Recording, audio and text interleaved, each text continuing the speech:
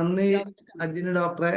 എല്ലാവർക്കും നമസ്കാരം. IFPHന്റെ 1690 ദിവസത്തെ മലയാളം പരിപാടിയിലേക്ക് സ്വാഗതം. ഇന്ന് ലോക പുസ്തക ദിനമാണ്. അത് പ്രമാണിച്ചൊരു പ്രത്യേക പരിപാടിയാണ്. ആദ്യം ഒരു നിമിഷത്തെ മൗന പ്രാർത്ഥന.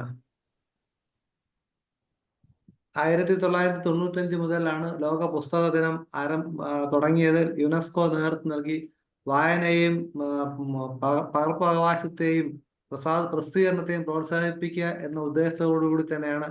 നമുക്കറിയാം, ഹോമിയോപ്പതിയിൽ വായിക്കാൻ ഒരുപാടുണ്ട്, വായിക്കുന്നവർ വളരെ കുറവാണ് എന്നുള്ള വസ്തുത മനസ്സിലാക്കിക്കൊണ്ട് തന്നെ വായനയുടെ വിപുലീകരണം ഉദ്ദേശിച്ചുകൊണ്ട് കൂടി തന്നെയാണ് IFPH ഇങ്ങനെ ഒരു കഴിഞ്ഞ വർഷം നമ്മൾ നടത്തിയിരുന്നു. ഡോക്ടർ ജോർജ് ഓണക്കൂർ സാർ ഉദ്ഘാടനം, നല്ല പ്രോഗ്രാമായിരുന്നു.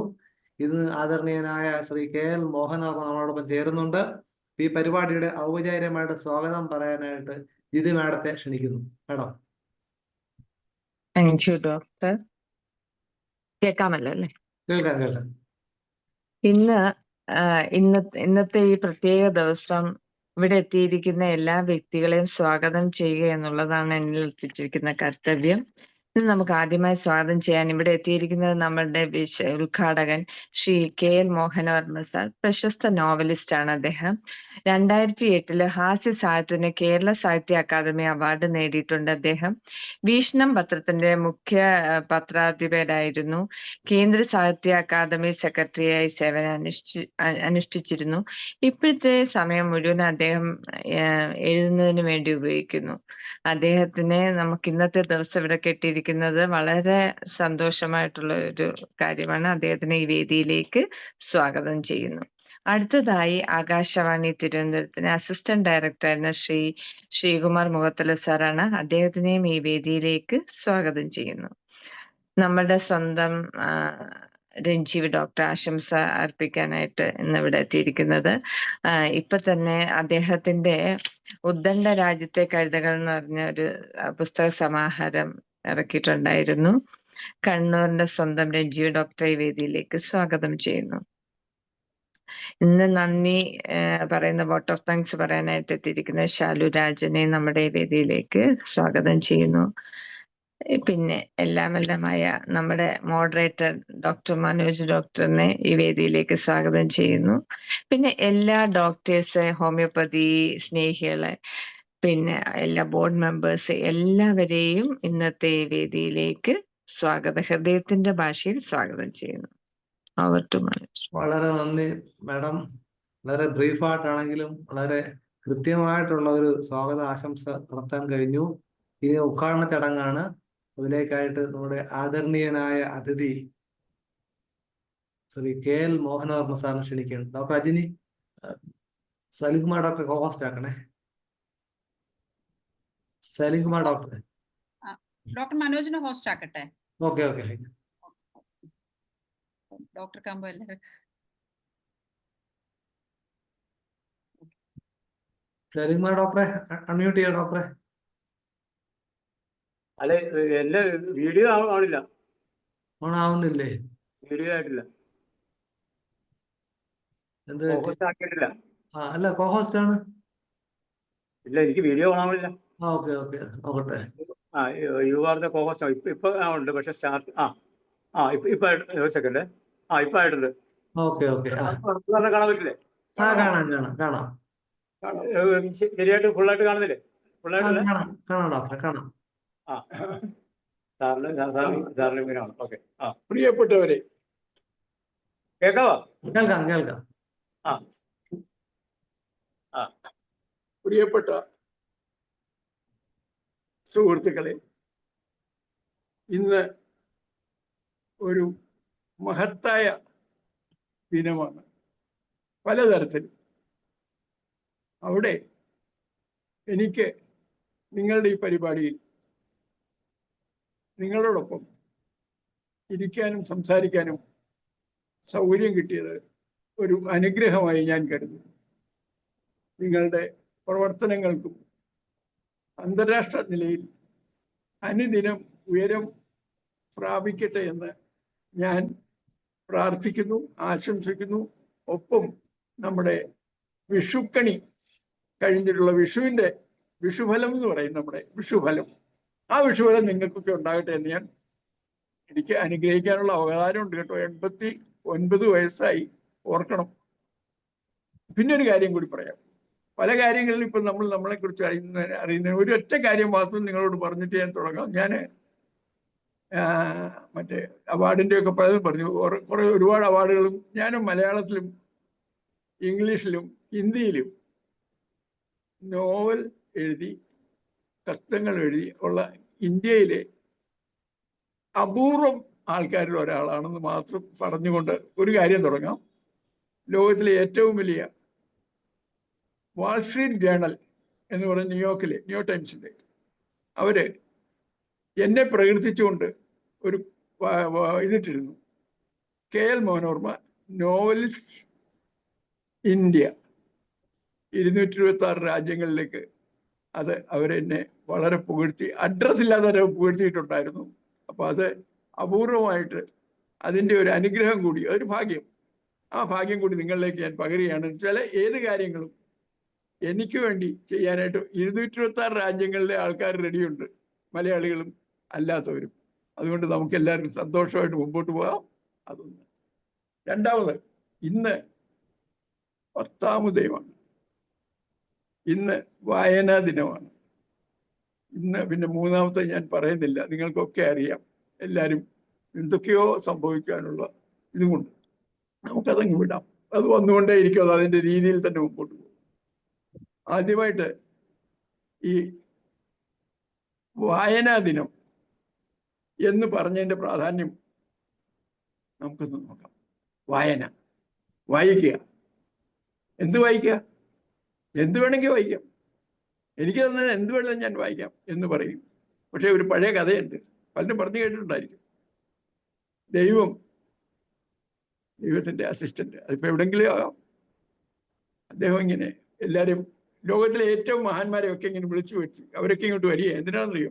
നരകത്തിലേക്ക് വിടണോ സ്വർഗത്തിലേക്ക് വിടണോ എന്ന് അന്വേഷിക്കാൻ വേണ്ടിയാണ് അവർ സ്റ്റേജിൽ ഇരിക്കുക. അപ്പോഴേ ഈ ഓരോരുത്തരായിട്ട് അങ്ങോട്ട് ചെല്ലുന്നു. വലിയ വലിയ രാഷ്ട്രീയ നേതാക്കന്മാര്, വലിയ വലിയ സ്പോർട്സ്മെൻ, വലിയ വലിയ ബിസിനസ്മെൻ, വലിയ വലിയ റിച്ചസ്മെൻ, വളരെയധികം എല്ലാ തരത്തിലുമുള്ള ഒന്നാം തരം ടോപ്പ് ആൾക്കാരെങ്കിലും നടന്നു ചെല്ലുക.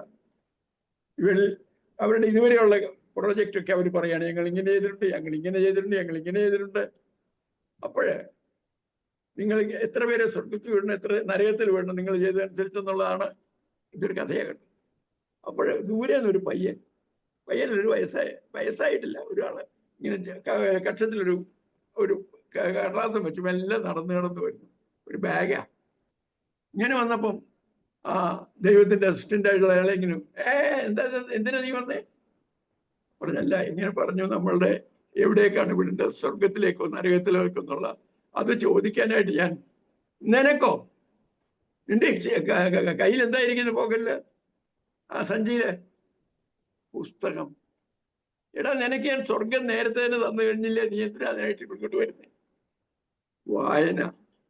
വായനയ്ക്കുള്ള കഴിവ് നിനക്ക് തന്നു കഴിഞ്ഞു.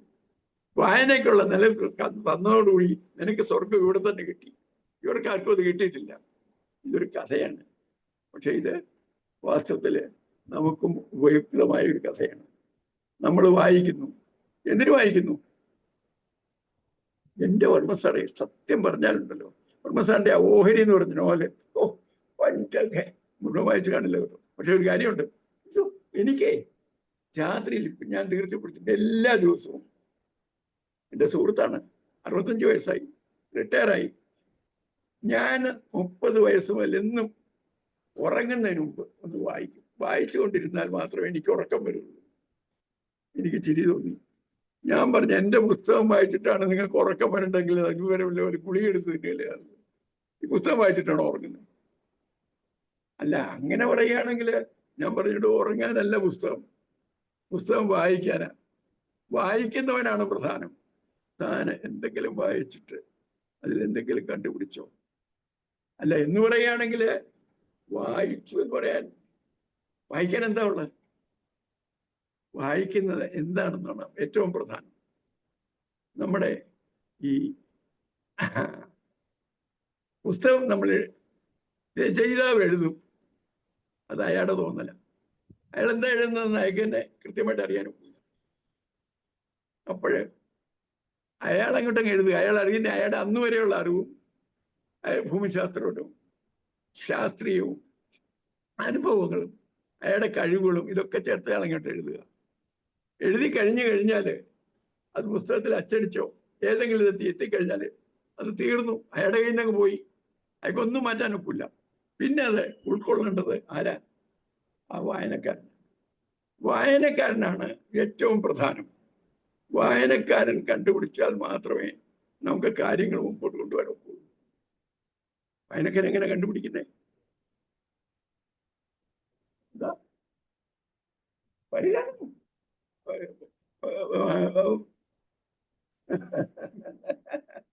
അല്ല, ഇത് പറയുന്ന കേട്ടപ്പോൾ എനിക്ക് ചിരി വന്നു. ഇത് നമ്മൾ എന്തുകൊണ്ടാണ് ചെയ്യുന്നതെന്ന് വെച്ചാൽ ഈ വായനയെ കൂടി മാത്രമേ നമുക്ക് മുമ്പോട്ട് പോകാൻ ഒക്കൂ. വായന ഉള്ളവന് മാത്രമേ എന്തെങ്കിലും നേടാനും സാധിക്കുകയുള്ളൂ. അത് കാര്യം എന്താണെന്നറിയോ? ഒരു തമാശ പറയാം. തമാശ അല്ല, സത്യം. അത് കേൾക്കുമ്പോൾ ഇത് ഓൾറെഡി സഫാരിശാലി വന്നതും ഞാൻ പറഞ്ഞിട്ടുള്ളതും പത്രങ്ങളിൽ വന്നതും പലയിടത്തും പലതരത്തിൽ പണ്ട് വന്നിട്ടുള്ള കുറച്ചു കാലമായിട്ട് റിപ്പീറ്റ് ആവുന്നില്ല എന്നുള്ളൂ. പക്ഷെ അതുകൊണ്ട് പലരും ഇത് അറിയിച്ചിട്ടുണ്ട്. ഒരു രസം നടന്ന സംഭവമാണ്. എന്താണെന്ന് വെച്ചാൽ ഹോമിയോപ്പതിയുടെ ഒരു ഗ്രൂപ്പായതുകൊണ്ട് കൂടെ പറയുക കേട്ടോ. എന്ന് വെച്ചിട്ട് ഹോമിയോപ്പതിയുടെ ഗ്രൂപ്പിന്റെ അറിവിലേക്ക് ചെല്ലുകയാണ് ഒരു കാര്യം. അത് ഞാൻ ഇവിടെ തന്നെ പറഞ്ഞിട്ടുണ്ടല്ലോ. എല്ലാവർക്കും അറിയാം, മിക്കവർക്കും അറിയാം. പക്ഷെ കുറച്ച് കാലമായിട്ട് അത് റിപ്പീറ്റ് ആയിട്ടില്ല. സോ പറയാം. ഒന്ന്, ഞാൻ ജനിച്ചതും വളർന്നതുമൊക്കെ മാവേലിക്കര, ചെന്നിത്തല, ഇവിടെ നമ്മുടെ ആലപ്പുഴ, ചേർത്തല.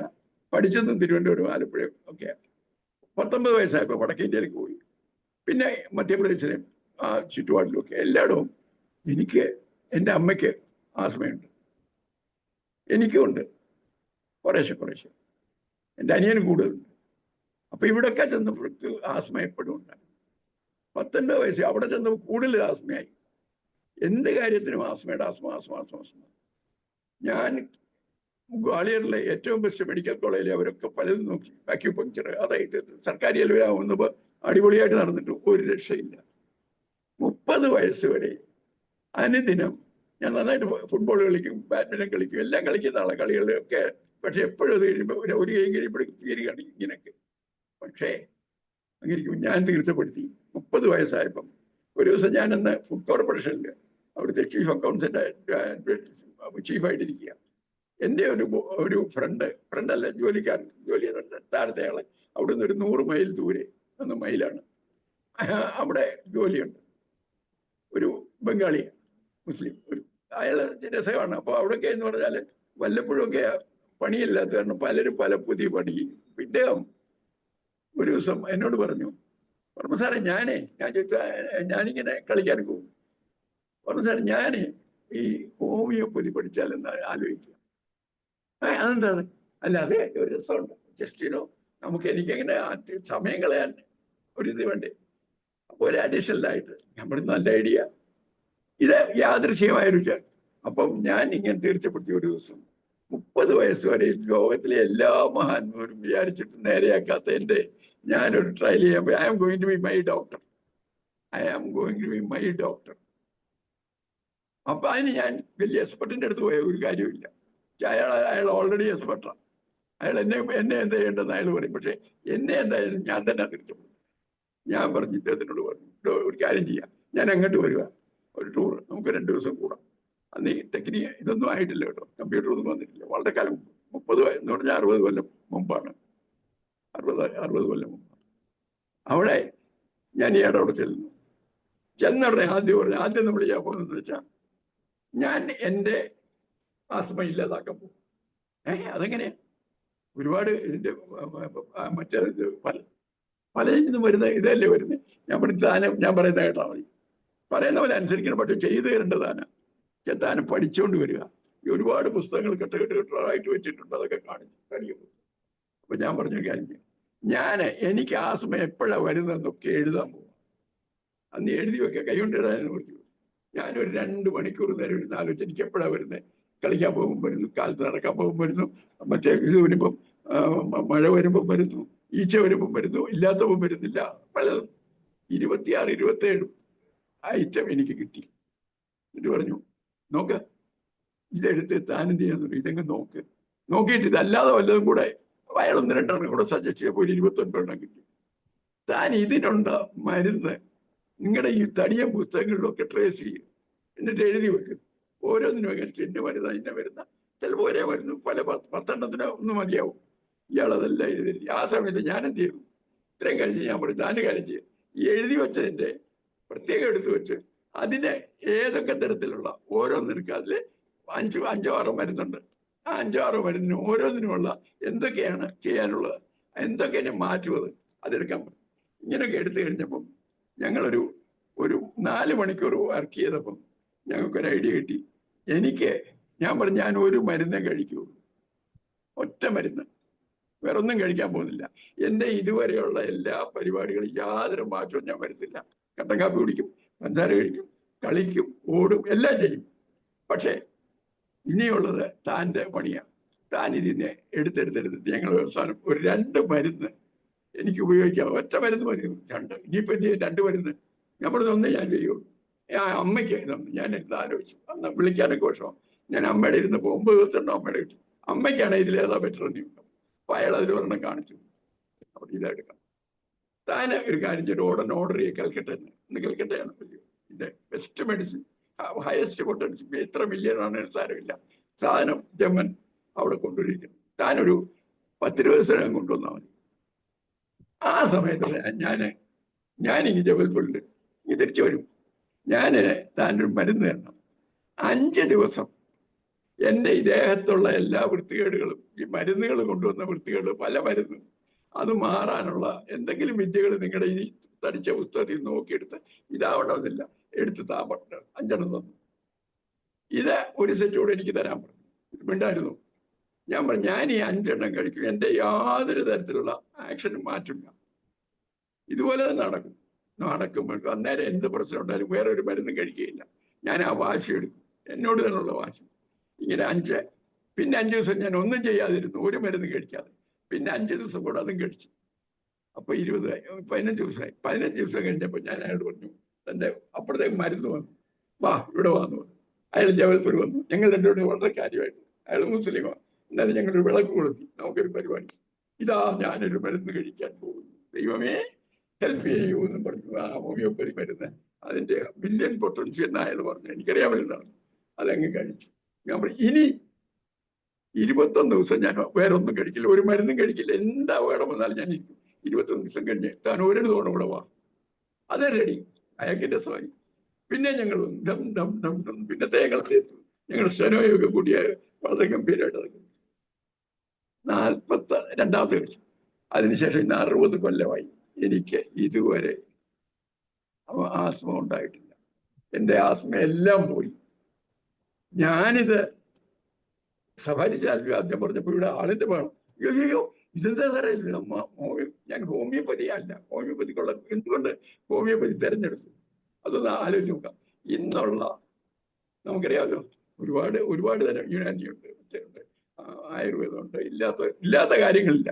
അവിടെ ഒക്കെ സത്യം പറഞ്ഞാൽ safest medicine, safety thing, anti ഇതുണ്ടാകാത്ത എന്ന് എനിക്ക് ബോധ്യമുള്ളത് ഇത് മാത്രമാണ്, ഹോമിയോപ്പതി മാത്രമാണ്. എന്താണെന്ന് വെച്ചാൽ അതിൻ്റെ റിയാക്ഷൻ വിൽ ബി ലിമിറ്റഡ്. അതെന്താ, പിന്നെ അതിൽ കള്ളത്തരമായിട്ട് ആൾക്കാരുണ്ടാകുക വില കുറവാണ്. മറ്റേതിനൊക്കെ കള്ളത്തരം ഉണ്ടാക്കും, മരുന്നിന് വില കൂടുന്നതോറും കള്ളത്തരം മരുന്നാണ് വരുന്നത്. അതുകൊണ്ട് ഹോമിയോപ്പതി ഞാൻ സെലക്ട് ചെയ്തു, because homeopathy is best medicine possible for me. എന്നെ പോലെ ഒരാൾക്ക് സത്യം പറയുക കേട്ടോ, ദൈവം സാക്ഷിയായിട്ട് പറയുക, 60 കൊല്ലമായിട്ട് എനിക്കൊരു തുമ്മൽ പോലും വന്നില്ല. ഇന്ന് ഈ വാഴ ഓടിച്ചോണ്ടിരിക്കുമ്പോൾ അടുത്ത അവിടെ ഒരു എന്ന് പറഞ്ഞോണ്ടിരിക്കും. എന്താ, എനിക്ക് വല്ല ഹോമിയോപ്പതി അതിന് കാരണം.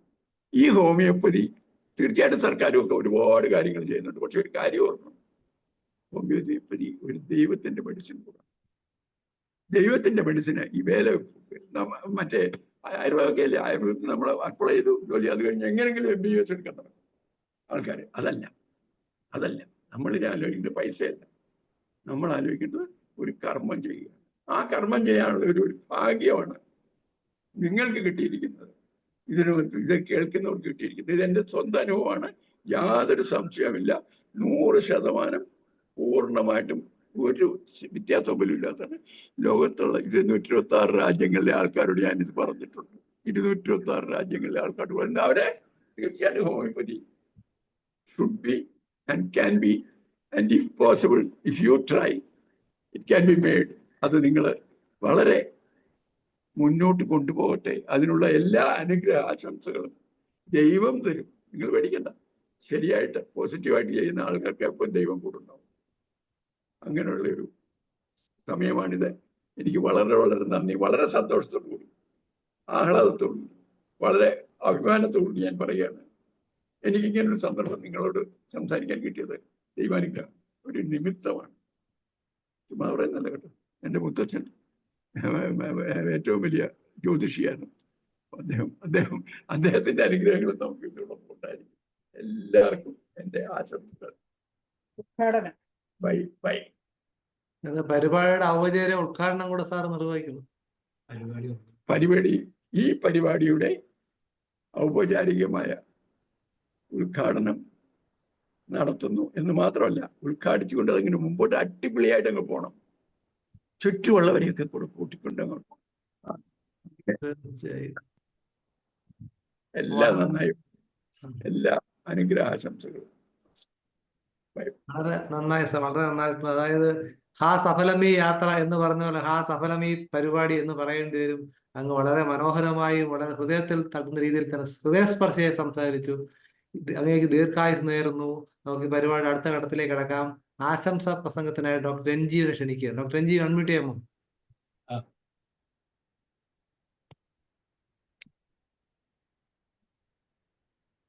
ഹലോ, പറയൂ.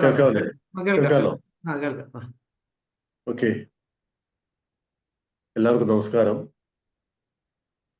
ആദരണീയനായ ശ്രീ KL മോഹനവർമ്മ, അതുപോലെ തന്നെ ഇന്ന് പ്രഭാഷണം നടത്തുന്ന ശ്രീകുമാർ മുഖത്തല, മോഡറേറ്റർ ഡോക്ടർ മനോജ്, ശ്രീമതി ജിതി, ഷാലു രാജൻ, എല്ലാവർക്കും എൻ്റെ വിനീത നമസ്കാരം.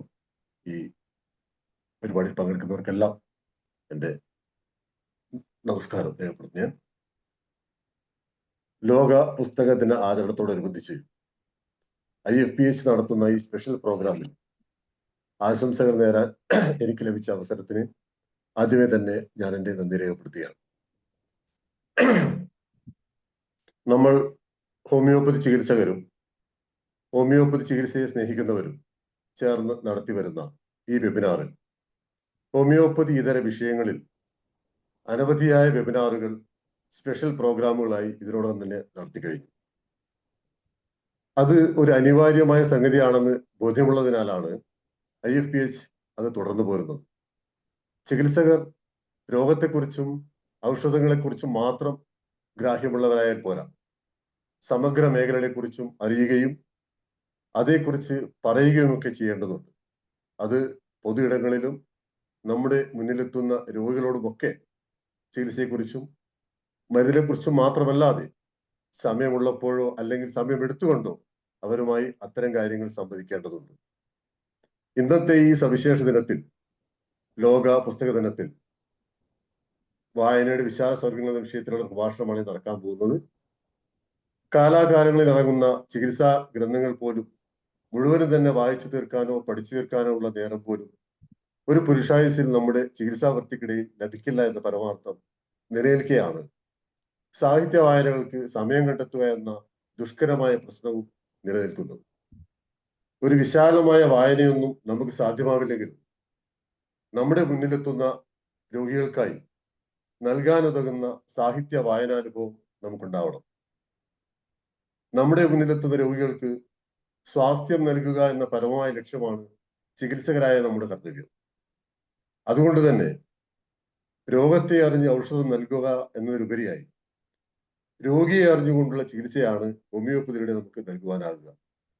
മാനസിക ലക്ഷണങ്ങൾക്ക് ഏറെ പ്രാധാന്യം നൽകിക്കൊണ്ടുള്ള ചികിത്സയാണ് ഹോമിയോപ്പതി എന്നിരിക്കെ, ലക്ഷണ സമാനമായ മരുന്നുകൾക്കൊപ്പം മാനസിക സമ്മർദ്ദങ്ങളെ ലഘൂകരിക്കുന്ന ചില പൊടിക്കൈകളും നമുക്ക് പ്രയോഗിക്കുവാനാകണം. ചിലർക്ക് മരുന്നുകൾ മാത്രം നൽകിയാൽ പോരാ, ഓരോരുത്തരുടെയും അഭിരുചികൾ എന്തായിരുന്നുവെന്ന് തിരിച്ചറിഞ്ഞുകൊണ്ട് ഉള്ളടക്കം ചെയ്തു വെച്ചിരിക്കുന്ന അഥവാ അടിച്ചമർത്തപ്പെട്ട വിനോദ വൃത്തികളെ, ഹോബികളെ തിരിച്ചെടുത്തു കൊടുക്കുവാൻ ചികിത്സകന് സാധ്യമാവണം. പല ഹോമിയോപ്പതി ചികിത്സകരും അങ്ങനെ ചെയ്തു വരുന്നുണ്ട്. ശരീരത്തിൽ മരുന്നുകൾ പ്രയോഗിക്കുന്നതിനോടൊപ്പം നടത്താനാവുന്ന ചില തെറാപ്പികൾ കൂടിയുണ്ട്. രോഗപ്രതിരോധ സംവിധാനത്തെ ശക്തിപ്പെടുത്തുന്നതിനും മാനസിക സംഘർഷങ്ങളിൽ നിന്നും മനസ്സിനെ വഴിതിരിച്ചുവിടാനും ഉതകുന്ന ഔഷധരഹിത ഉപാധികളാണ്, തെറാപ്പികളാണ് മ്യൂസിക് തെറാപ്പി, ലോഫർ തെറാപ്പി അഥവാ ചിരിചികിത്സ, മെഡിറ്റേഷൻ തുടങ്ങിയവ. ഇന്ന് ലോക പുസ്തക ദിനത്തിൽ നമ്മൾ തീർച്ചയായും ഓർത്തിരിക്കേണ്ടുന്ന ഒരു തെറാപ്പി കൂടിയുണ്ട്. മാനസിക സംഘർഷങ്ങളിൽ നിന്നും മനസ്സിനെ വഴിതിരിച്ചു വിടാൻ ഉതകുന്ന ഒരു സുപ്രധാന തെറാപ്പിയാണത്. ബിബ്ലിയോ തെറാപ്പി അഥവാ വായനാ ചികിത്സ എന്ന് മലയാളിയിരിക്കാം. ബൈബിളിൽ നിന്നാണ് ഈ പേര് ഉദ്ഭവിച്ചത്. ഔഷധങ്ങൾ നല്ല നിലയ്ക്ക് പ്രവർത്തിക്കണമെങ്കിൽ രോഗിയുടെ മനസ്സിനെ പാകപ്പെടുത്തിയെടുക്കേണ്ടതുണ്ട്. അത്തരം പാകപ്പെടുത്തലുകൾക്ക് രോഗിയുടെ അസുഖത്തിന്റെ സ്വഭാവങ്ങൾക്കനുസരിച്ച് അവരിൽ മാനസിക ശക്തിയും ആഹ്ലാദവുമൊക്കെ പ്രദാനം ചെയ്യുന്നതിന് വായനയ്ക്കുള്ള പ്രേരണകൾ നമുക്ക് നൽകാനാവും. മാനസിക ശക്തിയും ആഹ്ലാദവും പ്രദാനം ചെയ്യുന്ന ഈ ചികിത്സയിലൂടെ അസുഖത്തിന്റെ സ്വഭാവമനുസരിച്ച് രോഗിക്ക് യുക്തമായ പുസ്തകം വായിക്കാൻ നിർദ്ദേശിക്കാം. അത്തരം നിർദ്ദേശങ്ങൾ നൽകണമെങ്കിൽ ചികിത്സകനും നല്ലൊരു വായനക്കാരനായിരിക്കണം. സമഗ്രമായ വായനകളൊന്നും നമുക്ക് നടത്താനാവില്ലെങ്കിലും സെലക്റ്റീവായ വായനകൾ നമുക്കാവും. പുസ്തക വായന കൊണ്ട് ജീവിതം മാറിമറിഞ്ഞ അല്ലെങ്കിൽ മാറ്റിമറിച്ച ഒരു സംഭവം ഞാൻ പറയാം. 2000-ന് മുമ്പാണ്. സ്മാർട്ട് ഫോണുകൾ കേരളത്തിൽ ഇറങ്ങുന്നതിന് മുമ്പ് MA BEd കാരിയായ ഒരു കുടുംബിനി ഇത്രയേറെ പഠിച്ചിട്ടും ജോലി ലഭിക്കാതെ അടുക്കളയിൽ ജീവിതം തളച്ചിട്ട വ്യഥയുമായി കഴിയുന്ന ഭർത്തൃപതിയും 3 വയസ്സുള്ള കുട്ടിയുടെ അമ്മയുമാണ് അവർ. ഭർത്താവ് കേന്ദ്ര സർക്കാർ സ്ഥാപനത്തിൽ ഉദ്യോഗസ്ഥൻ. പരസ്പര സ്നേഹമുള്ള നല്ല ചേർച്ചയുള്ള ദമ്പതികൾ. ജോലിയില്ലെന്ന ആധിയാൽ ഉറക്കമില്ലാത്ത മനോവ്യാധിയുമായാണ് അവർ ചികിത്സയ്ക്കായി എത്തിയത്. ലക്ഷണാനുസൃതം മരുന്നുകളൊക്കെ നൽകി. ഒപ്പം ഒരു പുസ്തകം വാങ്ങി വായിക്കുവാനും ഞാൻ ശുപാർശ ചെയ്തു. ആയിടയ്ക്കാണ് മലയാളത്തിൽ ആദ്യമായി ആ പുസ്തകം ഇറങ്ങിയതും ഏതാനും ദിവസം മുമ്പ് ഞാൻ അത് വായിച്ചത്. അന്ന് അധികമാരും കേട്ടിട്ടില്ലാത്ത ആ പുസ്തകത്തെക്കുറിച്ച് അവർക്കും അറിവില്ലായിരുന്നു. ഇന്നേവർക്കും സുപരിചിതമായ ആൽക്കമിസ്റ്റ് തന്നെയായിരുന്നു ആ പുസ്തകം. ഈ സംഭവം ഞാൻ മറന്നതായിരുന്നു. ഇന്നലെ എന്റെ പുസ്തക പ്രകാശന ചടങ്ങിൽ അവർ വന്നു. 25 വർഷങ്ങൾക്ക് ശേഷം കേന്ദ്ര സർക്കാർ ഉദ്യോഗസ്ഥരായിരുന്ന ഭർത്താവിനൊപ്പം രാജ്യത്ത് പലയിടങ്ങളിലായി ജീവിക്കുന്ന കാലത്ത് ആനുകാലികങ്ങളിലൊക്കെ ചെറുകഥകൾ അവർ എഴുതാറുണ്ടായിരുന്നു. അതിന് പ്രേരിപ്പിച്ചത് ഞാൻ ശുപാർശ ചെയ്ത ആ പുസ്തകമായിരുന്നു എന്നുകൂടി പറഞ്ഞപ്പോൾ സത്യത്തിൽ വല്ലാത്തൊരു ആനന്ദം എനിക്ക് അനുഭവപ്പെട്ടു. ജോലിയില്ലാത്തതിന്റെ ആനന്ദം അവരിപ്പോൾ അനുഭവിക്കുന്നുണ്ട് എന്ന് ഭർത്താവിനെ നോക്കി ഒരു കള്ളച്ചിരിച്ചുകൊണ്ട് അവർ പറയുകയും ചെയ്തു. അതുപോലെ ബേപ്പൂർ സുൽത്താനെ വായിച്ച ജുമേനയുടെ ഒരു കഥ കൂടി ചുരുക്കി പറഞ്ഞ് ഞാൻ നിർത്താം. 2014 ജൂലൈ 5-ന് ബഷീറിന്റെ ഓർമ്മ ദിനത്തിൽ അന്നിത് ഞാൻ FB-യിൽ പോസ്റ്റ് ചെയ്തിരുന്നു. പാഠപുസ്തകങ്ങളല്ലാതെ മറ്റൊരു പുസ്തകവും വായിക്കാറില്ലാത്ത +2 പഠിക്കുന്ന ജുമേനയും കൊണ്ട് അവരുടെ ഉമ്മയും ഉപ്പയും വന്നു. നന്നായി പഠിക്കുമെന്നല്ലാതെ ആഹാരവും വെള്ളവും എല്ലാം കമ്മി. ചികിത്സയുടെ ഭാഗമായി ജലപാന ആഹാര രീതികളെ കുറിച്ചൊക്കെ ക്ലാസ് കൊടുത്തു. പാഠ്യവിഷയങ്ങൾക്ക് പുറമേയുള്ള പരന്ന വായനയെക്കുറിച്ചും അവളെ ബോധ്യപ്പെടുത്തി. നിങ്ങൾ ഓക്കെങ്കിലും വായിക്കാൻ കൊടുക്കുക ഡോക്ടറെ, ഉമ്മയുടെ അപേക്ഷയായിരുന്നു. ഔഷധ ഗ്രന്ഥങ്ങൾ അടുക്കി വെച്ചിരുന്ന ഷെൽഫിൽ താഴത്തെ നിലയിൽ നിന്നും അവൾ തന്നെ എടുത്തു ബഷീർ സമ്പൂർണ്ണ കൃതികൾ 2-ാം വാല്യം. 10 ദിവസങ്ങൾക്കുള്ളിൽ വായിച്ച് തിരിച്ചു തരണമെന്നും വെക്കേഷൻ ആയതുകൊണ്ട് ദിവസവും വായിക്കാമല്ലോ എന്ന നിർദ്ദേശവും ഞാൻ കൊടുത്തു. പുസ്തകങ്ങൾ ഞാൻ ആർക്കും കൊടുക്കാറില്ല. നഷ്ടപ്പെട്ട കുറെ പുസ്തകങ്ങൾ എന്നെ പഠിപ്പിച്ചതാണത്. പിന്നെ 2 ആഴ്ച കഴിഞ്ഞാണ് അവൾ പുസ്തകവുമായി വന്നത്. 1-ാം വാല്യം വേണമെന്ന ആവശ്യവുമായാണ് വരുന്നത്.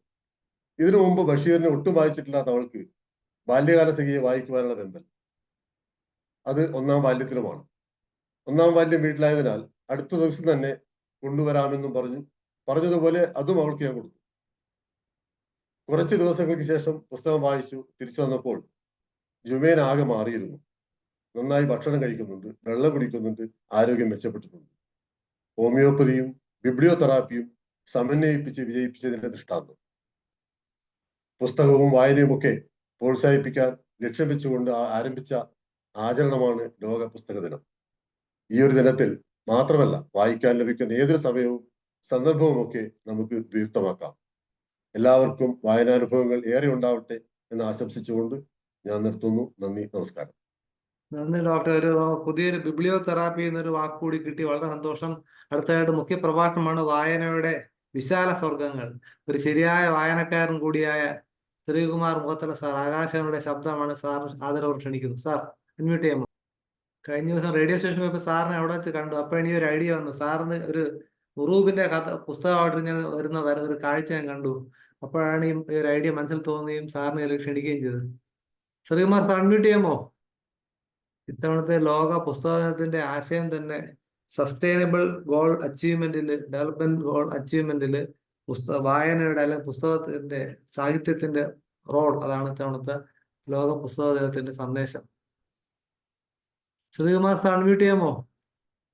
ഹലോ. സാറേ കേൾക്കാം സാർ, കേൾക്കാം. കേൾക്കാം. ആ. എന്നെ കാണാൻ പറ്റുന്നില്ല. ഞാൻ ഇവിടുന്ന് ശ്രമിച്ചിട്ട് എന്നെ കാണാൻ പറ്റുന്നില്ല. ഇനി അത് എനിക്ക് തോന്നുന്നു അതിന്റെ അവിടുന്നാണോ ചെയ്യാൻ പറ്റാതെ? ഇല്ല സാറേ, ഓപ്പൺ ചെയ്തത്, ക്യാമറ ഓപ്പൺ ചെയ്തത് സാറേ. ഞാൻ ക്യാമറ ഓപ്പൺ ചെയ്ത് വെച്ചിരിക്കുകയാണെന്നാണ് എന്റെ വിശ്വാസം. ഇല്ല സാറേ, എന്റെ സാങ്കേതിക അറിവിന്റെ കുഴപ്പമാണോ? സ്റ്റാർട്ട് മൈ വീഡിയോ ഇതാണോ? അതെ. ഇപ്പൊ കാണാം സാർ. ഇപ്പൊ കാണാം.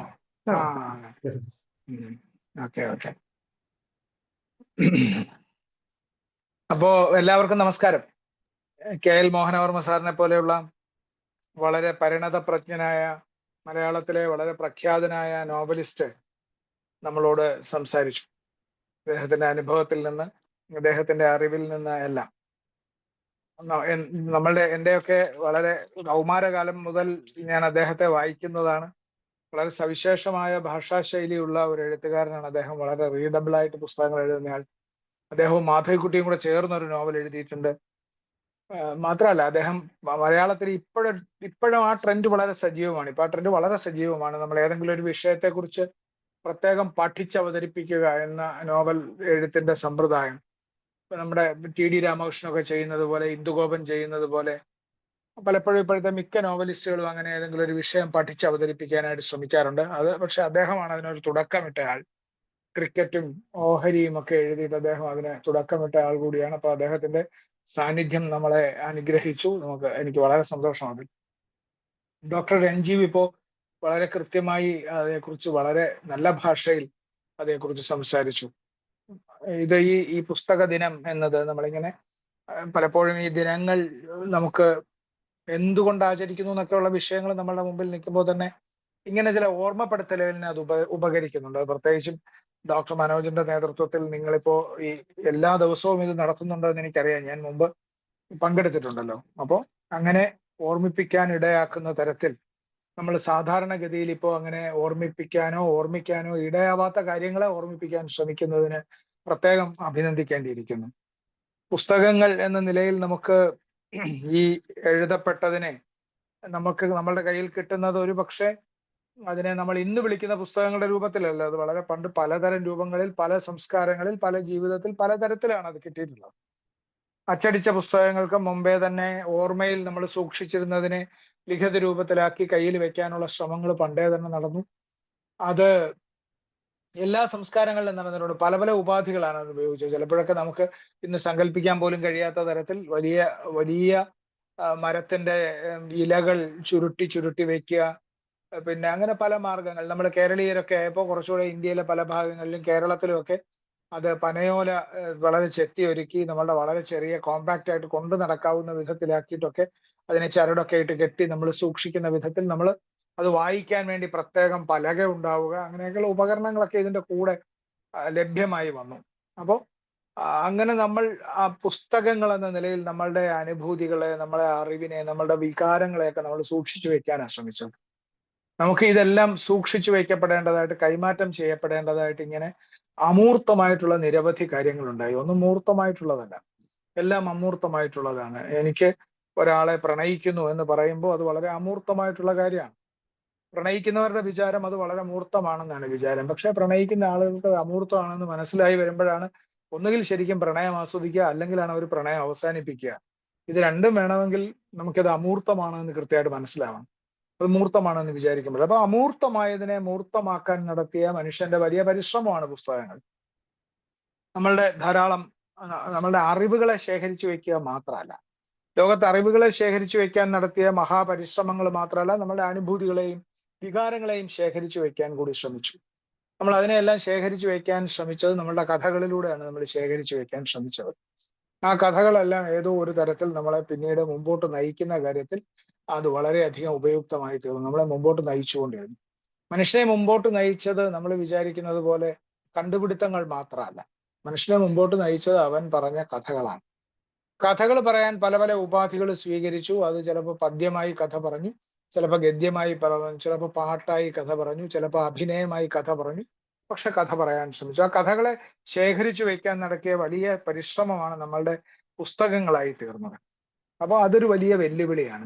നിങ്ങൾക്കൊരു അനുഭൂതി ഉണ്ടാവുമ്പോൾ നിങ്ങളുടെ അനുഭൂതിയെ നിങ്ങൾ എങ്ങനെ ആവിഷ്കരിച്ച് അതിനെ സംഗ്രഹിച്ച് എങ്ങനെ ഒരാൾക്ക് വേറൊരാൾക്ക് കൈമാറ്റം ചെയ്യാൻ കഴിയുന്ന വിധത്തിൽ അത് അയാൾക്ക് കയ്യിലേക്ക് എടുത്ത് പരിശോധിക്കാവുന്ന വിധത്തിൽ അതെങ്ങനെ ആക്കി തീർക്കാം എന്ന നിലയിൽ നടത്തിയിട്ടുള്ള മനുഷ്യന്റെ വലിയ സംസ്കാരത്തിലെ വലിയ പരീക്ഷണങ്ങളാണ് പുസ്തകങ്ങളായി തീർന്നത്. ആ അനുഭൂതികൾ അങ്ങനെ തന്നെ പലപ്പോഴും കൈമാറ്റം ചെയ്യപ്പെട്ടു. അതിന് സ്വന്തം വ്യാഖ്യാനങ്ങൾ ഉണ്ടായി. ഇപ്പൊ കാളിദാസൻ മേഘസന്ദേശം എഴുതുന്ന കാലത്ത് മേഘസന്ദേശം ഭൂർജപത്രത്തിലോ മറ്റോ എഴുതി വെച്ചതായിരിക്കാം. അതല്ലെങ്കിൽ ഒരു ഭൂർജപത്രം എന്ന് പറയുന്ന ഭൂർജ വൃക്ഷത്തിന്റെ തൊലിയിലും എഴുതിയിട്ടുണ്ട്, അതിന്റെ ഇലയിലും എഴുതിയിട്ടുണ്ട്. അപ്പൊ അങ്ങനെ എഴുതിയതായിരിക്കുമ്പോ ഭാര്യയിൽ നിന്ന് ശിക്ഷിക്കപ്പെട്ട് വളരെ ദൂരത്തേക്ക് ഭാര്യയോ കാമുകയോ അങ്ങനെ അയക്കപ്പെട്ട ഒരാൾക്ക് അയാൾക്ക് നമ്മളെ പോലെ കാര്യങ്ങളൊന്നും കമ്മ്യൂണിക്കേറ്റ് ചെയ്യാൻ പറ്റാതെ നിൽക്കുന്ന ഒരു സമയത്ത് ഈ നാഗ്പൂരിനടുത്ത് എവിടെയാണ് ഈ ഡെക്കാൻ പീഠഭൂമിയുടെ ഭാഗമായിട്ടാണ് ഈ രാമഗിരി എന്ന് പറയുന്ന ആശ്രമം. അവിടത്തേക്കാണ് നാടുകടത്തപ്പെട്ടതെന്ന് കാളിദാസൻ കവിതയിൽ പറയും. അത് വിക്രമാദിത്യൻ നേരിട്ട് തന്നെ അദ്ദേഹത്തെ നാടുകടത്തിയതിന്റെ പശ്ചാത്തലത്തിലാണ് എഴുതിയത് എന്ന് വിശ്വസിക്കപ്പെടുന്നു. സ്വന്തം വികാരമാണ് എഴുതിയത്. അപ്പൊ അങ്ങനെ അവിടെ നിൽക്കുമ്പോൾ ഒരു ആഷാഢമാസത്തിന്റെ 1-ാം ദിവസം, ഒരു കർക്കിടക മാസത്തിന്റെ 1-ാം ദിവസം ഒരു മേഘം വരുന്നു. ആ മേഘം വരുമ്പോൾ ആ മേഘത്തെ നോക്കിയിട്ടാണ് അദ്ദേഹത്തിന്റെ വികാര പ്രകടനം നടത്താൻ തയ്യാറാവുന്നത്. അപ്പോൾ അവിടെ നിൽക്കുമ്പോൾ ഈ മേഘങ്ങൾ ഇങ്ങനെ ഒന്നിനു മേലെ ഒന്നായിട്ട് മേഘങ്ങൾ വരിക. എന്താണ് ഈ ടാഗോർ അദ്ദേഹത്തിന്റെ ഗീതാഞ്ജലി പറയല്ലോ, ക്ലൗഡ്സ് അപ്പോൺ ക്ലൗഡ്സ് എന്ന് പറയുമല്ലോ. നമ്മൾ മേഘത്തിന് മേലെ മേഘം വരുന്നത് പോലെ ഒരു ആനയുടെ ആകൃതിയുള്ള മേഘം വരുന്നു. ഞാൻ പറയാൻ വരുന്നത് ഒരു വികാരത്തെ ആവിഷ്കരിക്കാൻ നടത്തുന്ന ശ്രമമാണ്. ആ വികാരത്തെ ആവിഷ്കരിക്കാൻ നടത്തുന്ന ശ്രമത്തിൽ കൊമ്പ് കുത്തി കളിക്കാൻ ഒരുമ്പെടും കൊമ്പനാന പോൽ കാണാൻ അഴകുമായി എന്ന് പറയുന്നു. സംസ്കൃതത്തിലാവുമ്പോൾ വപ്രക്രീഡ പരിണത ഗജ പ്രേക്ഷണീയം ദദർശ എന്ന് പറയുന്ന ഒരു വികാരത്തെ ആവിഷ്കരിക്കാൻ ശ്രമിക്കുന്നു. ഈ വികാരത്തെ ആവിഷ്കരിക്കാൻ ശ്രമിക്കുമ്പോൾ ഇത് ഏതോ ഒരു സ്ഥലത്ത് രേഖപ്പെടുത്തി വെച്ചിട്ട് പിന്നീട് എത്രയോ കാലം കഴിഞ്ഞിട്ട് ഇപ്പോൾ ഇവിടെ ഇരിക്കുന്ന ഞാൻ ആ പുസ്തകം എടുത്ത് വായിക്കുമ്പോൾ ആ രേഖപ്പെടുത്തി വെച്ചതിനെയാണ് നമ്മൾ വായിക്കുന്നത്. അതിന്റെ സാങ്കേതിക വിദ്യ ഇപ്പൊ അച്ചടിച്ച നമ്മളുടെ ഏറ്റവും പുതിയ കടലാസിൽ അച്ചടിച്ചതായാലും അത് താളിയോലയിൽ എഴുതിയതായാലും ഇനി അത് ഊർജപത്രത്തിൽ എഴുതി വെച്ചതായാലും അതിന്റെ മാധ്യമം എന്തായാലും പുസ്തകങ്ങൾ എന്ന നിലയിൽ വികാരങ്ങൾ സംക്രമിപ്പിക്കപ്പെട്ടു, അനുഭൂതികൾ സംക്രമിപ്പിക്കപ്പെട്ടു. നമ്മുടെ സന്യാസിമാരൊക്കെ അനുഭവിച്ച വലിയ ആത്മീയ അനുഭൂതി എന്ന് പറയുന്ന മോക്ഷം നേടാൻ വേണ്ട അനുഭൂതിയെ വർണ്ണിക്കാൻ ശ്രമിക്കുന്നതിന്റെയാണ്. അത് വർണ്ണിക്കാൻ ശ്രമിച്ചത് ഏതെങ്കിലും ഒരു രൂപത്തിൽ നിങ്ങൾ എത്തിക്കാൻ ശ്രമിക്കുകയാണ്. നമ്മളുടെ മസ്തിഷ്കത്തിൽ സഹസ്രാര പത്മം വിടർന്നു, 1000 ഇതളുകളുള്ള ഒരു താമരപ്പൂവ് നമ്മളുടെ തലച്ചോറിൽ വിടരുന്നത് പോലെയാണ് എനിക്ക് അനുഭൂതി ഉണ്ടായത് എന്ന് നമ്മൾ പറയുന്നത് പോലെ. അപ്പൊ ആ വായന എന്നത് നമ്മളെ പുസ്തക വായന എന്ന നിലയിൽ അതൊരു മാധ്യമത്തിന്റെ മനസ്സിലാക്കലായി മാറിയത് കൊണ്ടാണ് അതിനെ നമ്മൾ പ്രസക്തമായി തീരുന്നത്. നമ്മളിപ്പോ എന്റെ പിന്നിലിരിക്കുന്ന ഈ പുസ്തകങ്ങളെല്ലാം ആ തരത്തിൽ ആധുനികമായ സാങ്കേതിക വിദ്യ നിലവിൽ വന്നപ്പോൾ അനേകം വർഷങ്ങൾക്ക് മുമ്പുള്ള മനുഷ്യരുടെ അനുഭൂതികളും അവരുടെ വികാരങ്ങളും അവരുടെ അഭിപ്രായങ്ങളും ഒക്കെയാണ് ഈ കാണപ്പെടുന്നത്.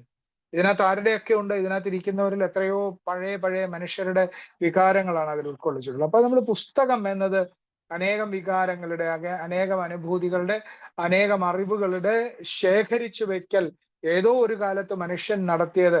അവന്റെ ചിന്തകൾ സംഗ്രഹിക്കപ്പെട്ടിട്ടാണ് ഇവിടെ ഇരിക്കുന്നത്. അവന്റെ ആലോചനകളാണ് ഈ സംഗ്രഹിക്കപ്പെട്ടിരിക്കുന്നത്. അവൻ അതിന് കണ്ടെത്തിയ ഉപാധി വാക്കുകളായിരുന്നു. ആ വാക്കുകളെ സംഗ്രഹിച്ച് അങ്ങനെ നമ്മളുടെ മുമ്പിലേക്ക് കൊണ്ടുവന്നതിനെയാണ്. എനിക്കൊന്ന് ഷേക്സ്പിയറുടെയും സെർവാൻഡസിന്റെയും ചരമദിനമാണെന്ന് തോന്നുന്നു. അതിന്റെ കൂടെ ഒരാളുടെയും കൂടെ ഉണ്ട്, അത് ഞാൻ പേര് മറന്നുപോയി. അപ്പൊ 3 പേരുടെ ചരമദിനമോ അങ്ങനെ എന്തോ ഒരു ഓർമ്മ ദിനത്തിലാണല്ലോ ലോക പുസ്തക ദിനം എന്ന് പറയുന്നത്. ഏതോ ഒരു സ്ഥലത്ത് ആരംഭിച്ചതാണ്. നമ്മൾ അതിനെ ഏറ്റെടുക്കുന്നു. എന്തുകൊണ്ട് ഏറ്റെടുക്കുന്നു? അത് നമ്മളെ മുമ്പോട്ട് നയിക്കാൻ പര്യാപ്തമായതുകൊണ്ട് നമ്മൾ ഏറ്റെടുക്കുന്നു. ഏറ്റവും സമുചിതമായി നമ്മൾ അതിനെ കാണാൻ ശ്രമിക്കുന്നത് കൊണ്ട് നമ്മളുടെ ജീവിതത്തെ അർത്ഥപൂർണമാക്കാൻ വേണ്ടി, അതിലെ അപര്യാപ്തതകളെ പരിഹരിക്കാൻ വേണ്ടി നമ്മൾ നിരന്തരമായി അന്വേഷണം നടത്തിക്കൊണ്ടിരിക്കുന്നു. എല്ലാ ജീവിതങ്ങളിലും അപര്യാപ്തതകളുണ്ട്. എല്ലാ ജീവിതങ്ങളിലും ആലോചിക്കുന്ന എല്ലാവരും ആ അപര്യാപ്തതയെ തിരിച്ചറിയും. ആലോചിക്കാത്തവർ തിരിച്ചറിയില്ല. അതുകൊണ്ടാണ് നിങ്ങൾ എന്നെ ഒരു മതദ്വേഷിയായിട്ട് കരുതരുത്, ഞാനൊരു വിശ്വാസിയൊക്കെ. പക്ഷെ നമ്മളുടെ ഈ മതത്തിന്റെ ഏറ്റവും വലിയ പ്രശ്നം അതാണല്ലോ, അത് മനുഷ്യരെ ആലോചിക്കാൻ വിടില്ല. ഇത് ഇങ്ങനെയാണ് എന്ന് പറഞ്ഞ് നിങ്ങളെ അവിടെ അത് തളച്ചിടാൻ ശ്രമിക്കും. അപ്പൊ അതുകൊണ്ട് നിങ്ങൾ വലിയ കഠിന മതവിശ്വാസിയായിട്ടുള്ള ഒരാള് നല്ല പുസ്തക വായനക്കാരനാവാൻ പലപ്പോഴും സാധ്യതയില്ലാത്തത് അതുകൊണ്ടാണ്. അപ്പൊ ആലോചനയിലേക്ക് വരുന്നില്ല. അപ്പൊ നമ്മളെ ആലോചനയിലേക്ക് നയിക്കാൻ കഴിയുക, ആ ആലോചനയിലേക്ക് നയിക്കുന്നത് വഴി നമ്മളുടെ ഈ മനുഷ്യൻ എന്ന നിലയിലുള്ള നമ്മളുടെ ക്വാളിറ്റി വർദ്ധിപ്പിക്കുക. അതാണ് പുസ്തകങ്ങൾ ചെയ്യുന്നത്.